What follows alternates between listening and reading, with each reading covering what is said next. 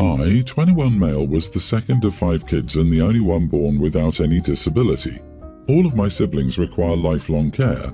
None of them can be independent, and some have more physical sicknesses than others.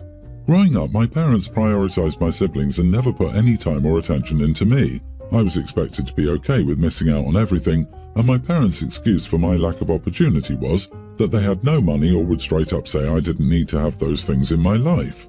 I have some really great friends with whom I was close back then. Some of their parents would offer to pay for me to attend field trips, go to an amusement park, or for a weekend vacation, and my parents refused every single time. They told me I was not allowed to accept the help from others. Once, I told my parents that I was going to say yes no matter what they did, and they yelled at me and told me I was their kid and they could stop me from going if they wanted to. I think that was when my best friend's family wanted me to join them Christmas shopping in another city, and my parents were not okay with that. I resent my parents for that. I will admit to that.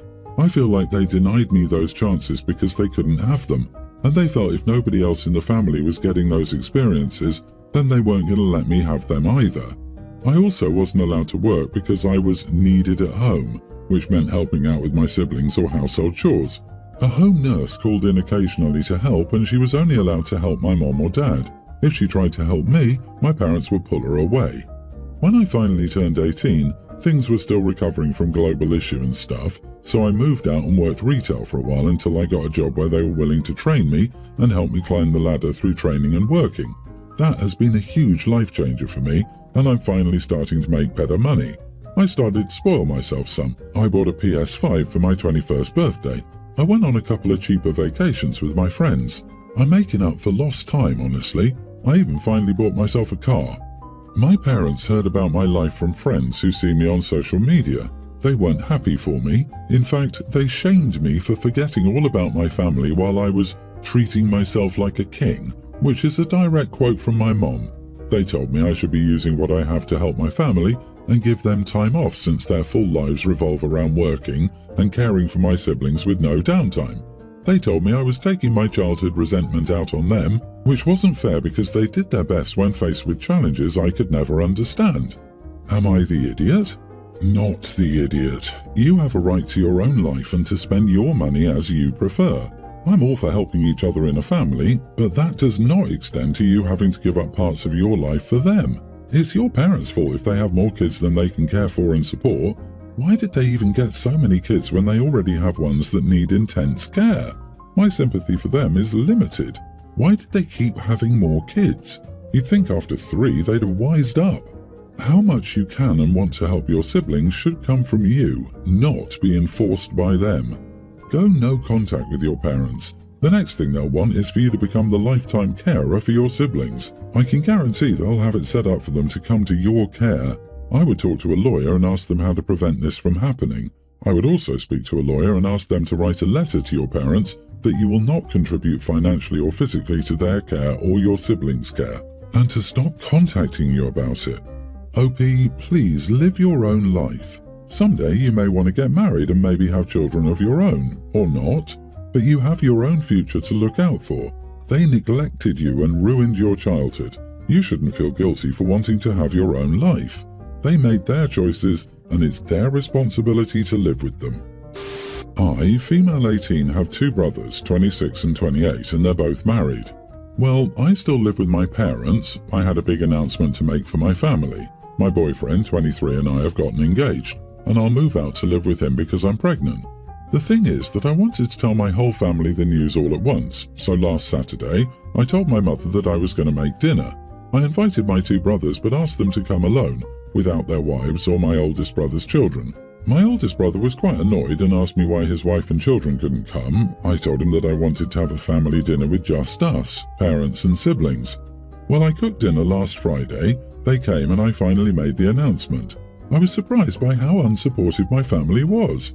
By the way, at some point, my brother asked me again why this had to be with just us. Why couldn't his family come? My other brother agreed it wasn't something worth being so secretive about. I told them I wanted to have dinner with my family, but their wives weren't. They got very upset over that, telling me that I was insensitive because their wives are their family and I should also consider them that. My oldest brother got even more upset because he said I don't consider his children my family. It all went down and my brothers and I had an argument. My parents tried to calm them down, but my oldest brother accused them of spoiling me. I was feeling very stressed, so I left. I texted my boyfriend so he would pick me up. The next day, my oldest brother's wife called to yell at me too because I'm supposedly not including her in family events. I told my family that and they got very angry with my brother. I don't think I did anything bad, to be honest.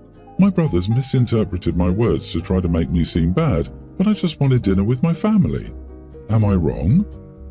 You are the idiot. Do you expect your parents and brother to treat your child and partner like family? If your nieces, nephews and sisters-in-law aren't family, why would your child be? You've seriously damaged your family relationships. You need to re-examine why you feel this way and find out how to fix this before your child is born and ostracized. Start by apologizing to everyone and explain how wrong you were. My thought exactly. OP is going the right way to cut out her family and be left with nobody when the boyfriend leaves because she can't cope with the kid. I predict lots of complaining from OP about how nobody is helping her out with taking care of her baby. It's tragic that someone this clueless is having a baby. I swear it's the people who shouldn't be having kids. We're doomed. The irony is that you understand that your impending marriage is an important thing while essentially saying your brother's wives are not family. So their marriages are not as important, and really you're surprised they were unsupportive of an 18-year-old getting pregnant and married? What the heck, OP? The in-laws and nibblings are your family too. You are obviously too young to get married and you're having a baby. Jeez. She's surprised her parents and brothers weren't supportive of her at 18, announcing both her pregnancy and engagement. She's also confused about why her parents and brothers are upset that she considers neither her sisters-in-law nor her nieces and nephews family. I wonder if she'll consider her parents her child's family, or her child's father her parents' family. Whose family? Obviously not even blood is family, as her nibblings are not her family. This girl's life is going to be marvellous. I demand annual updates. I could be overreacting here, and depending on the opinions, I will apologise if needed. I gave birth to my husband and my first and last baby a few months ago. We're both 30. My mother-in-law is 56. Since I gave birth, I've grown to hate this woman because of her unwanted opinions on parenting my daughter. Like coming here and telling me I can't pick my daughter up when she's crying because the baby is apparently just playing me and I'm going to regret it, when my daughter becomes a Velcro kid who won't leave me alone. She said that when my daughter was a week old, she got angry at me for ignoring her and picking up my daughter anyway, and left after shaking her head. She started bringing clothes here for my daughter that were very obviously boys. Dark blue plus dark red outfits that said stuff like "Daddy's little dude" or had trucks all over them. When I commented on this, I was given a snarky, "She doesn't know what she's wearing, so I don't see why you care. Seems like a weird thing to be bothered by. It's free clothes, you should be thankful." But the thing is, she knowingly went out and bought this crap. It's not like it was hand-me-downs or something, which would have been more acceptable in my eyes. She started saying my baby looks nothing like me, and just like her dad. I have red hair and blue eyes. My daughter has strawberry blonde and blue eyes. My husband has black hair and brown eyes. If the baby starts fussing because she's hungry, breastfed, she'll take the baby and pass it to my husband saying, "She just needs daddy." She then proceeded to act put off by the fact that my husband almost immediately passed her to me so I could nurse her. She says I should start pumping so daddy can bond. Our daughter loves her dad regardless of him not being able to feed her. She rolls her eyes and calls me a helicopter mom because I still wash my hands before holding my baby, and I honestly hate the woman now.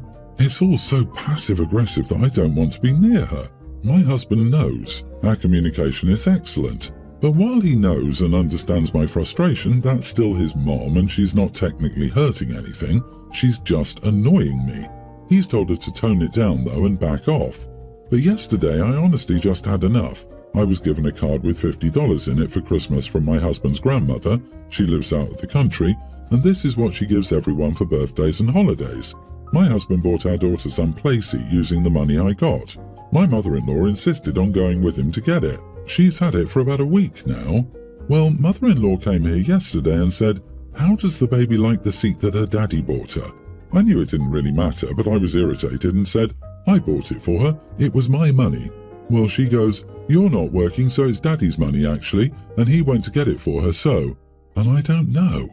I just immediately told her to get the heck out and not come back until she learned some respect and stop being a dumb witch for no reason. I did push it too far, I recognise that, and I did apologise for the name calling, but I don't want her here and I'm sticking to that. My husband is irritated with me, however, because he's angrier that I kicked her out because, in his eyes, she was acting like a witch and did deserve what I said, but didn't deserve to be kicked out and banned from the house. That's still his mom and she's not technically hurting anything, she's just making me angry. This line says it all. How will he let his mom aggravate his wife for so long? Not the idiot. He should be upset at her and himself for not setting boundaries and enforcing them with her, which is what led to this point. She is harming their marriage. He's also not standing up for her. I wish I could go back and tell my mother-in-law to shut the heck up and get the heck out when I had my first. Mine stepped on my ingrown toenail a few days post C-section while I was holding a baby. That would have been the time I should have said it. OP, stop apologising. You stood up for yourself because your husband won't. He should learn from you. Don't ever back down and stop apologising to her. I'm willing to bet money you'd never receive one from her. So, bad news and worse news. You married a big-time mama's boy, and your mother-in-law is a massive idiot. Your husband holds the power here to have your back and enforce boundaries, but is making a conscious choice to enable his mom's bad behaviour because she's his mommy. You need to sit down with your husband and have a serious talk about his mom's bad behaviour and the boundaries surrounding your child. If your mother-in-law wants access to her grandchild, she will respect all parental boundaries, because for every boundary broken, she will lose access to her grandchild. Period. Get a lock for your bedroom door. When Granny oversteps, pick up the baby and retreat to the locked bedroom, announcing it's time for Granny's time out. I suggest insisting on a few sessions with a marriage counsellor sooner rather than later. He doesn't get to hide his head in the sand and then act innocent and surprised when something goes down. I, 26 female, live in a very small town with my dad, 55, who's disabled. He can get around on his own, it's just more convenient for us since I can run most of the errands. Anyway, Dad has 2 cars, one has a manual shift and the other is automatic. Due to his mobility issues, Dad can't drive the manual, so it's usually me who's driving it. Also, my workplace is 2 hours away from where I live, so it's not a massive deal for me. I also have a co-worker, 40 female, who relies on me for the rides even though it's a 20-minute drive from her home to the workplace. So I pick her up and drop her off. She doesn't have a car and public transportation is crappy in our area, and I also don't charge her for rides since I pass her street on my way either way. She just checks the location app and goes out whenever she sees I'm approaching her place, or sometimes I park in her driveway. Recently the manual car wasn't starting, so I had to take the auto car. It's a really large SUV and I'm uncomfortable driving it. I've been driving the manual car since high school and it's a super tiny coupe, so I'm used to smaller cars. It was my first time ever driving another car.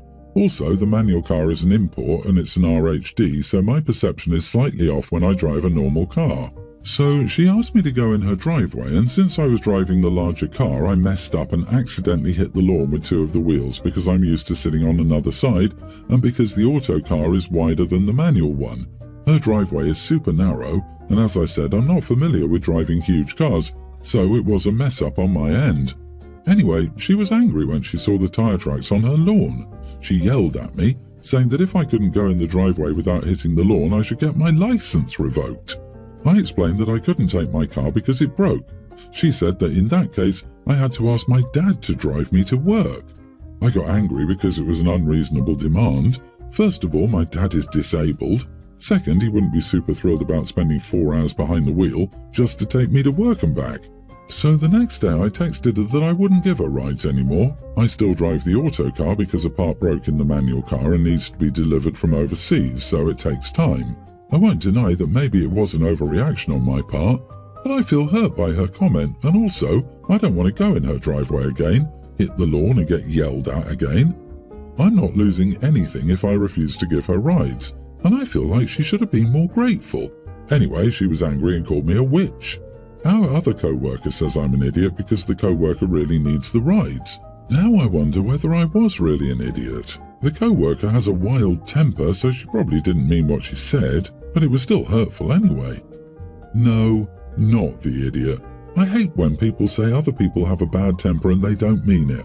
You're an adult, control yourself. I think it's okay to be mad about the marks on the lawn, but instead of yelling and insulting you, she could have said that she would come out of her driveway the next time. You're doing her a huge favor and she's being ungrateful. If your colleague is concerned about that, he should pick her up. There is a saying in my part of the world that I'm not sure has percolated into yours. Don't bite the hand that feeds you. People have been excusing her bad temper for years and she's been living off that. It's time she learned that actions have consequences. Yeah, she's 40. If she doesn't know how to control her temper at that age, maybe she's just an idiot. You are not responsible for a freeloader to get to work. Don't give her any more rides.